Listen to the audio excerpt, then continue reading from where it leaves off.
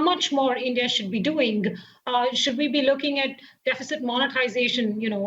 Should we go that far, or do you believe that the very the very linear, targeted measures that the government has announced so far should continue to be the route that the government takes, and not considerably expand, spending or the deficit?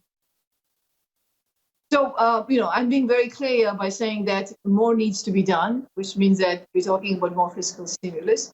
To your question of whether that should be done through monetization, that jumps the gun a bit, because that assumes that, that's assuming that the government is not able to borrow in domestic markets or international markets at any kind of reasonable rates, and that's not the case for the Indian economy. So there is that space that exists, and we can absolutely see the kind of close collaboration that we're seeing everywhere in the world between monetary and fiscal policy to support the broad mandate of keeping unemployment low and economic activity in reasonable shape.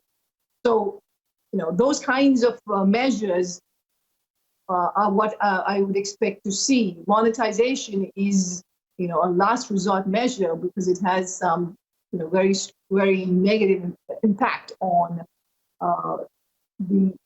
things like inflation expectations and on institutions going forward. So I think there's a lot more that can be done before India gets there.